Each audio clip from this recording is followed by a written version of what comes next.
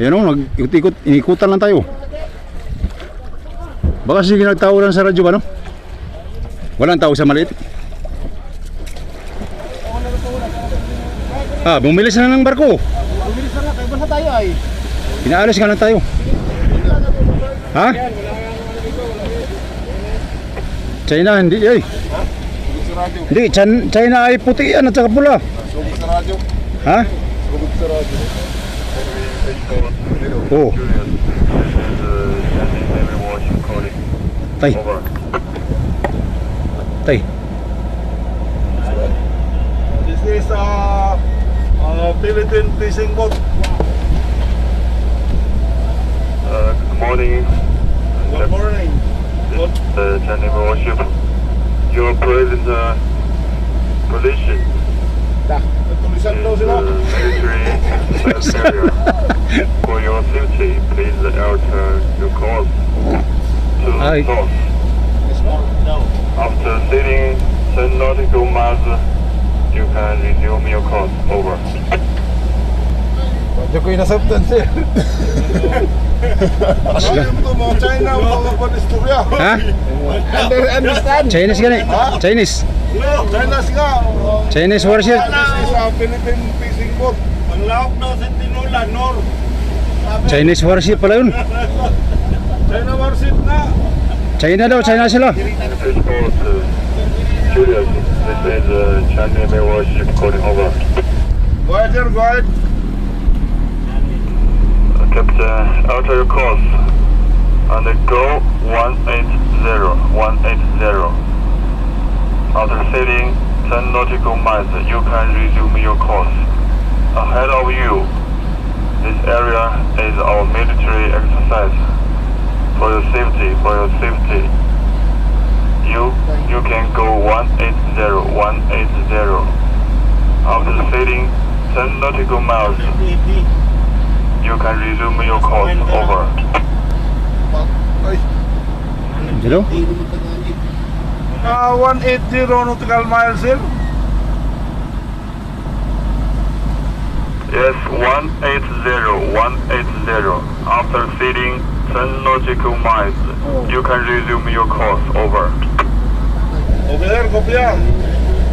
Okay, thanks for your cooperation. Over. Roger, Roger.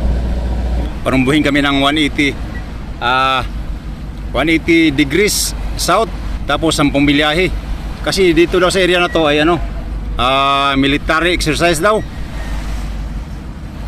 Bumit na naman yung Unsa naman ning di rin man may exercise ng mga buwangan ni mga pagan miyan eh. Pag-umit na lang kung anong buti pasabot na to. Ayan sila buntot ng buntot sa amin. Hindi kami hinihiwatan hanggat hindi kami nalayo dito. Baka pagbalik natin wala nang mga buhay natin dito. Hindi, di parang magkano dito. Ano yung Chinese mga amigo? Chinese warship pala to. Nandito sa posting na 17124. Chinese warship pala to sila. Tumawag sa amin. Hinalayo kami ng 10 milyahe. Mula dito sa area namin. Napalayo kami ng 10 milyahe. Number 109. Di man pinakalaman ang buya natin. Kaso lang pinapalayo man tayo muna ng 10 milya. Uy, For safety. Julius, for safety. Going to nautical miles. oh. 10 to nautical miles. Agoy na lang mga Chinese ani. Nanggugulo na mga Chinese dito mga amigo sa area ng malapit sa Philippine rice to. Sanda milyahe yung Philippine rice ano? Ha? Sanda milyahe ang Philippine rice dire. Sandaan. Sa layo kami ng 100 milyahe ng Philippine rice. At nandito yung Chinese warship. Ang bundok dito sa Pananan, 140 lang. Oh, 140 dito no. Oo. Hindi kami makapangisda nito. Hanap kami ng ibang buya na malayo dito mga amigo sa area. Privatean. Yan, location namin mga amigo. Nandito kami sa layong 140 nautical miles itong mainland ng Isabela ba yun o Palanan. At ang layo namin doon sa Binham Rice is, sabi ni Kapitan, 100 nautical miles daw. Bandang south yata ang namin Philippine Rice dito. So nandito yung mga Chinese warship sabi nila ano daw, dito daw sila meron daw sila ditong activity na military exercise. Yan o, ikutan lang tayo. Baka sige nagtawaran sa radyo ba, no? Walang tao sa maliit. Bumilis na ng barko. Bumilis na lang, kaya basta tayo ay. Pinaalis ka na tayo. Ha? China, hindi ay. Hindi, China ay puti yan at saka pula. Ha? Oh. Tay. Tay. This is Philippine fishing boat. Good morning. Good morning. Chinese warship. Your present position Natulisan daw is sila. military base area. For your safety, please alter your course to Aye. south. After sailing 10 nautical miles, you can resume your course. Over. Medyo ko inasabtan siya. Asla. Ito mga China, mga panistorya. Ha? Understand? Chinese gani? Chinese. China nga. Chinese warship. This is Philippine fishing boat. Ang lawak daw sa Tinola, Nor. Chinese warship pala yun. China warship na. China daw, China sila. Fish boat, Julius. This is Chinese warship calling over. Go ahead, sir. Go ahead.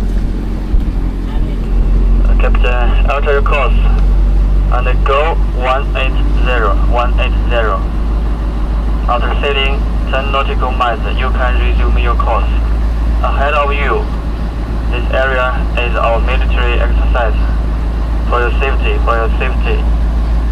you can go 180, 180. After sailing 10 nautical miles, you can resume your course. Over. Hello? 180 nautical miles, sir. Yes, 180.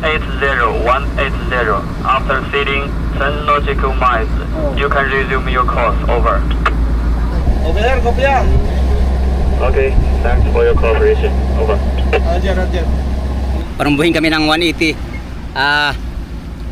degrees south, tapos 10 milyahe. Kasi dito daw sa area na to ay military exercise daw. Bumit na naman ito. Unsa naman hindi rin man may exercise mga buwangan pagan may Pag-umit na lang kung anong buti pasabot na to. Ayan sila buntot ng buntot sa amin. Hindi kami hinihiwatan hanggat hindi kami nalayo dito. Baka pagbalik natin wala nang mga buhay natin dito. Hindi, di parang magkano dito. Ano yung Chinese mga amigo? Chinese warship pala to. Nandito sa posting na 17124. Chinese warship pala to sila. Tumawag sa amin. Hinalayo kami ng 10 milyahe. Mula dito sa area namin. Pinapalayo kami ng 10 milyahe. Number 109. Di man pinakalaman ng buya natin.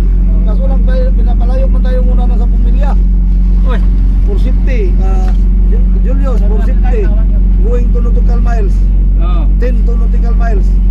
Naggoy na lang mga Chinese ani. Nanggugulo na mga Chinese dito mga amigo sa area ng malapit sa Philippine rice to. Sandami lihay yung Philippine rice ano? Ha? Sandami lihay ang Philippine rice rin. Sandaan. Sa layo kami ng sandami lihay ng Philippine rice. At nandito yung Chinese warship. Ang bundok dito sa Pananan, 140 lang. Oh, 140 dito no. Oo. Hindi kami makapangisda nito. Hanap kami ng ibang buya na malayo dito mga amigo sa area. Privatean. Yan, location namin mga amigo. Nandito kami sa layong 140 nautical miles itong mainland ng Isabela ba yun o Palanan. At ang layo namin doon sa Binham Rice is sabi ni Kapitan 100 nautical miles daw. Bandang south yata ang namin Philippine Rice dito. So nandito yung mga Chinese warship sabi nila dito daw sila meron daw sila ditong activity na military exercise.